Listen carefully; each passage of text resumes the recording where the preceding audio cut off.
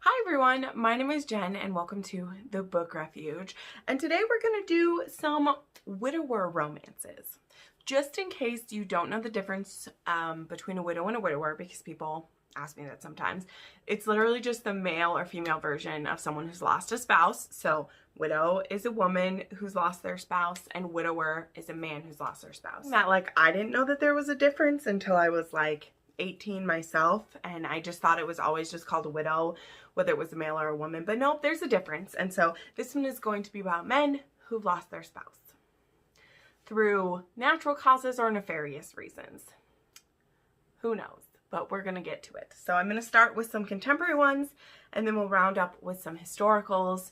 Some of these will be men who have children, some of them they won't. Some of them I know I've mentioned in single parent romances before, but they're fun. It's fun, I love it. So I actually want to start with A Nordic King by Karina, Hale, however we say it. Halle, I think is how we do it. This is about a king. I think he's supposed to be the king of Norway, or the king of Denmark.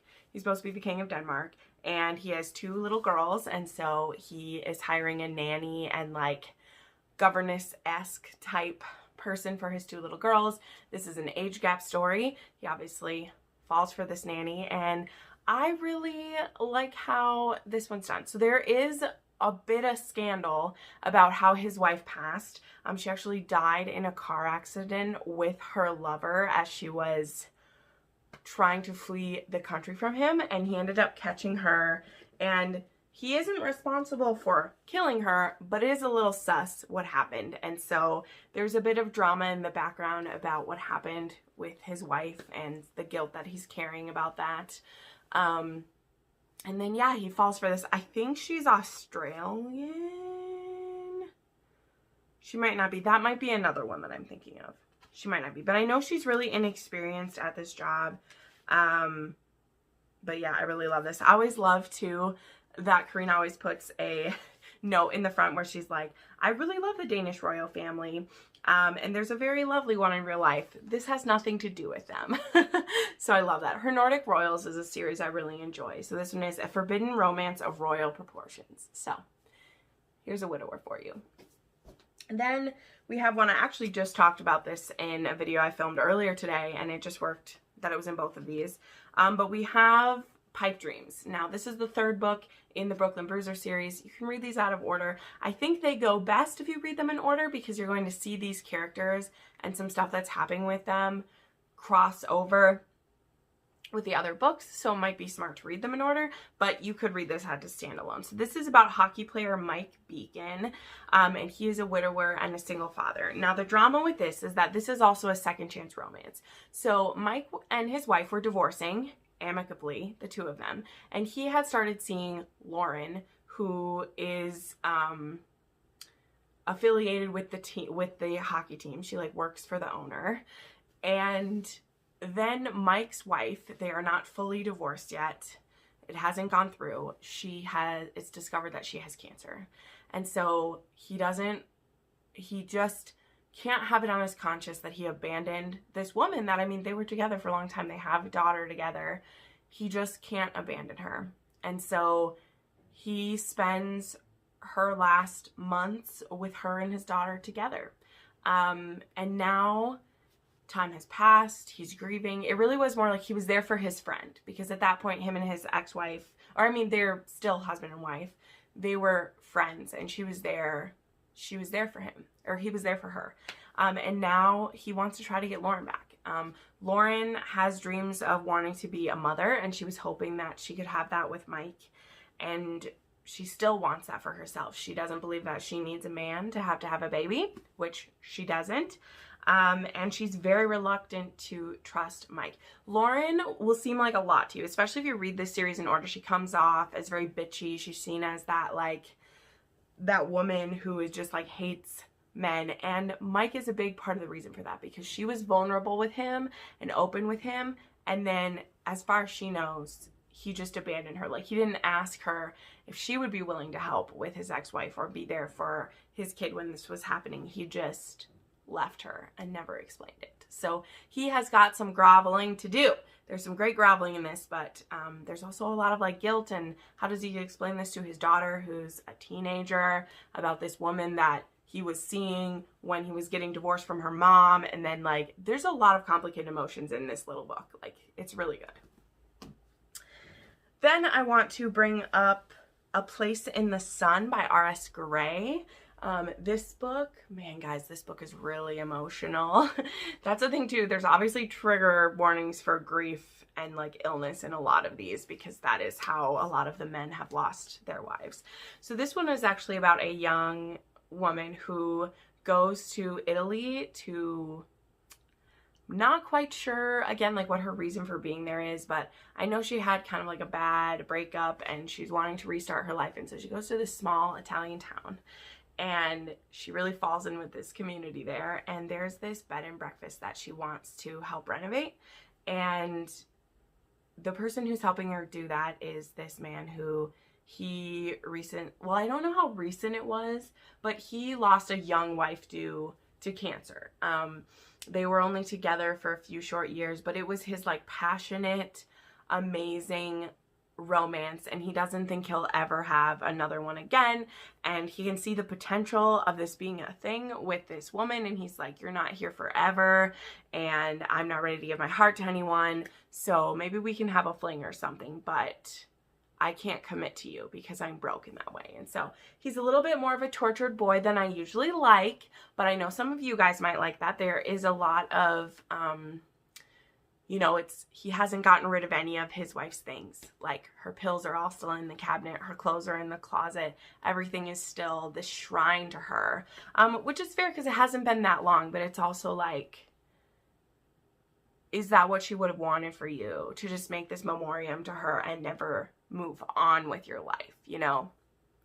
It's a painful thing to see him go through, but this was a really beautiful one. This is probably one of the more emotional ones out of the recommendations that I'm giving, as in like there are some flashbacks to this previous relationship that might get you in the feels. So I definitely teared up when I was reading this one.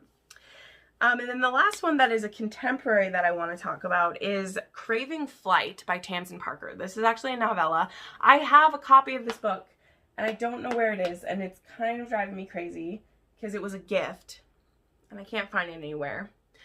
It's somewhere. I got lots of books. So this is a very interesting novella, guys, okay? But it does have a widower in it. And it is about this woman who, she is converted to Judaism, to being a, I forgot what the term is. I used to know when I was reading it. But anyway, she goes to a matchmaker to find a husband because she's having some trouble finding one.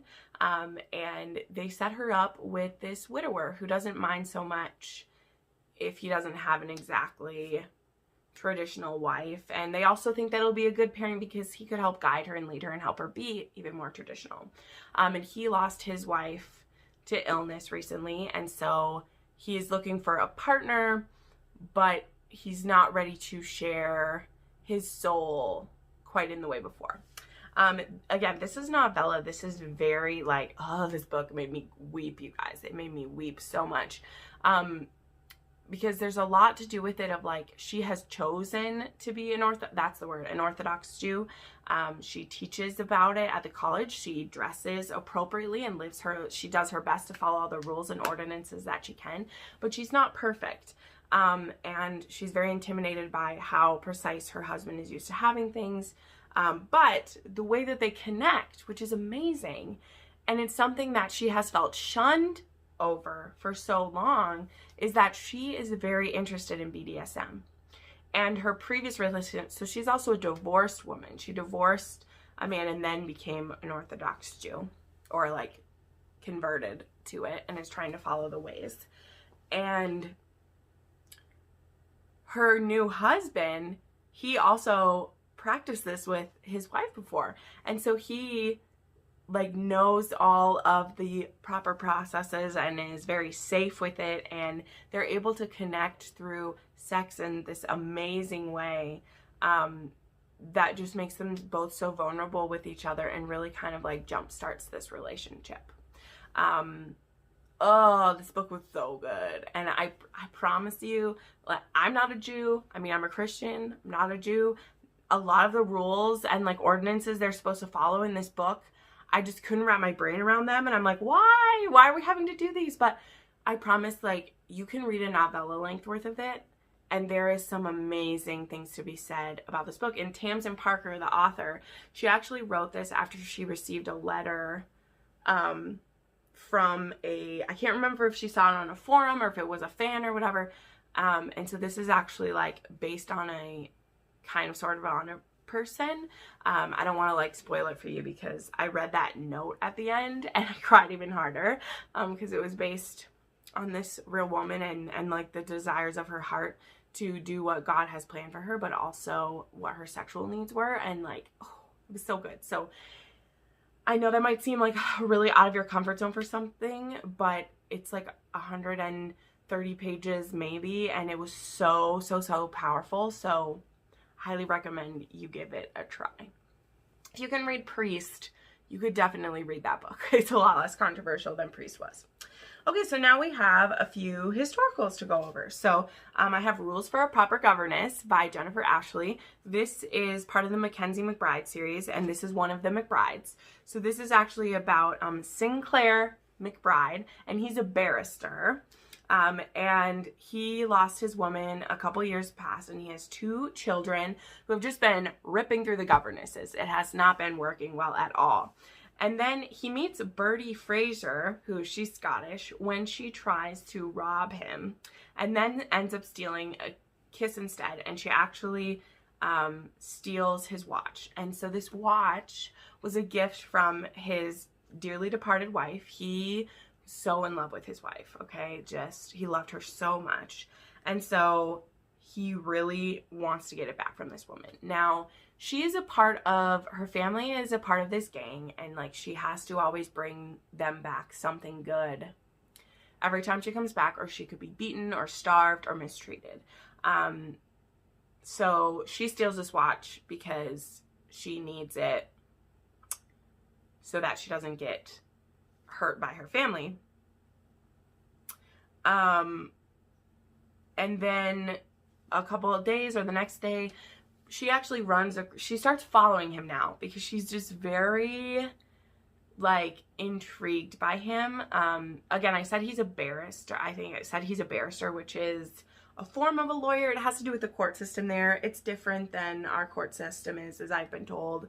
But he ended up defending a friend of hers and like getting her out of a pretty dangerous situation. Excuse me. So Bertie is very intrigued by him.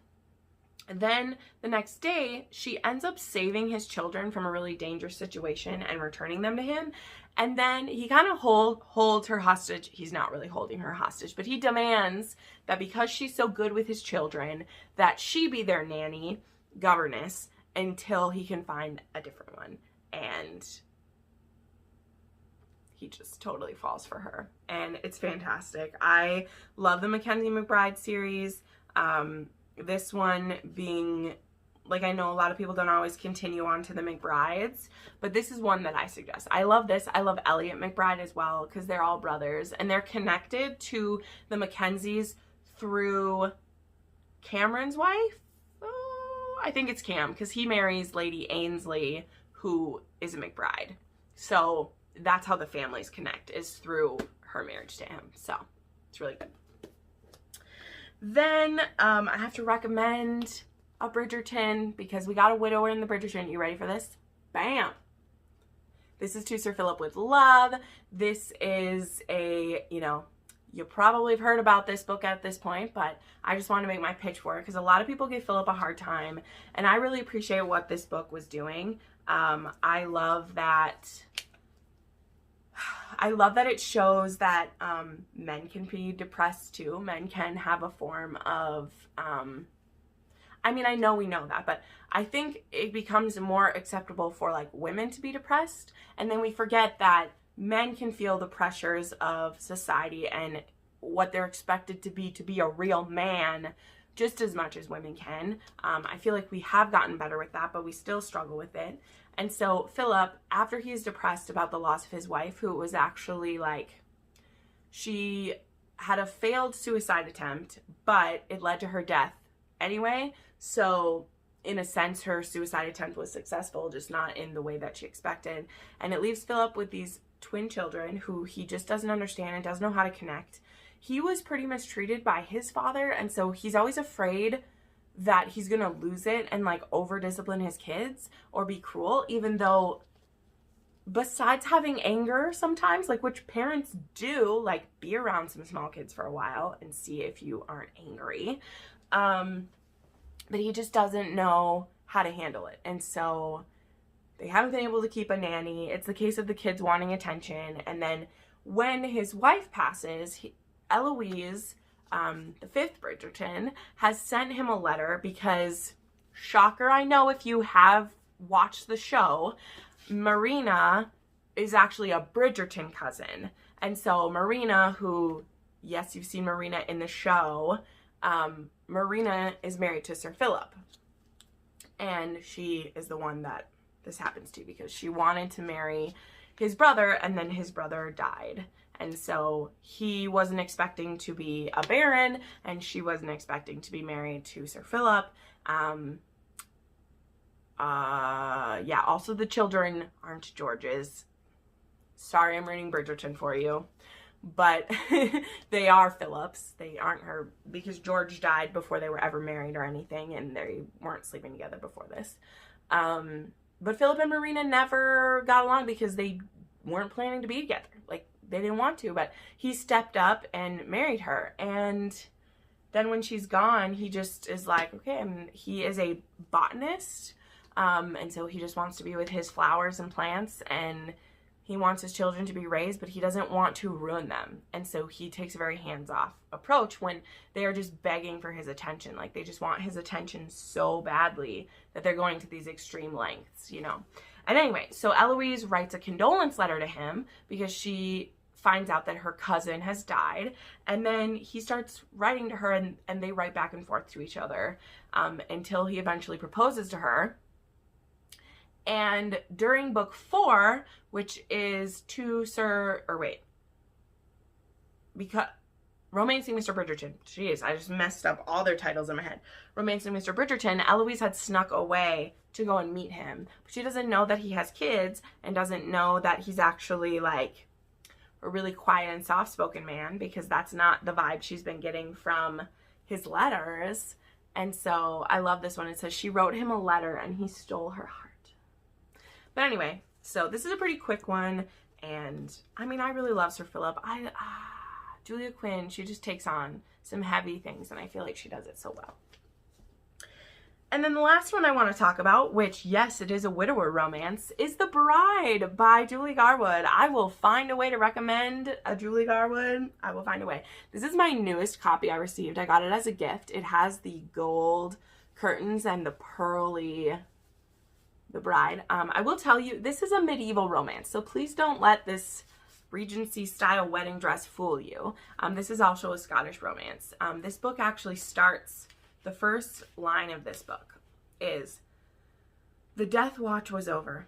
Alec Kincaid's woman was finally being laid to rest." So his first wife has died, and then there is a little skip in time of a couple years, and we have Jamie, who her father has to provide a wife for Alec. And he ends up choosing Jamie as his bride, and he brings her back to Scotland. This is an enemies to lovers. Alec is pretty much a dick for a long time. Like, he is.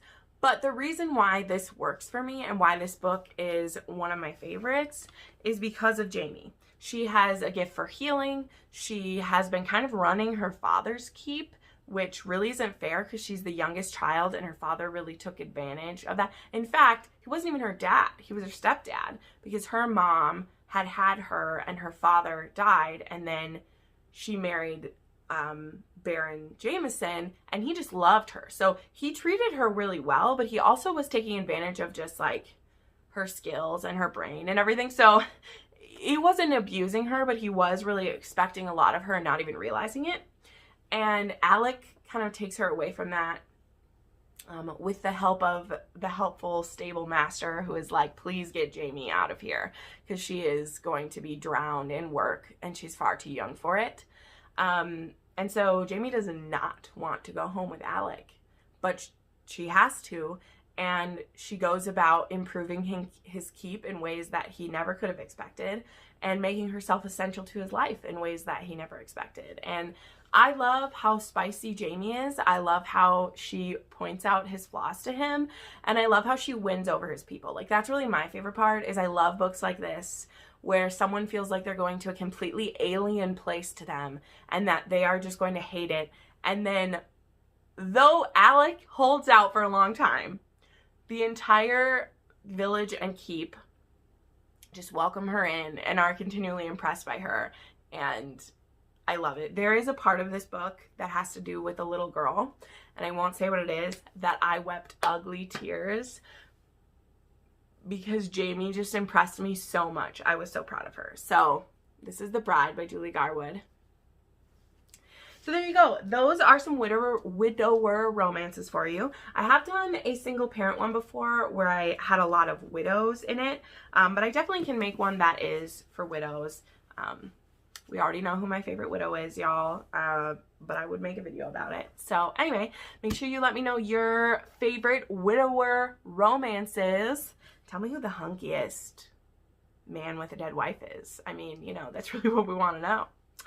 Yeah, thank you so much for watching this. I put up new videos multiple times a week. Make sure you're subscribed and hit that bell so you know when I upload. Thanks so much and have a great day. Bye.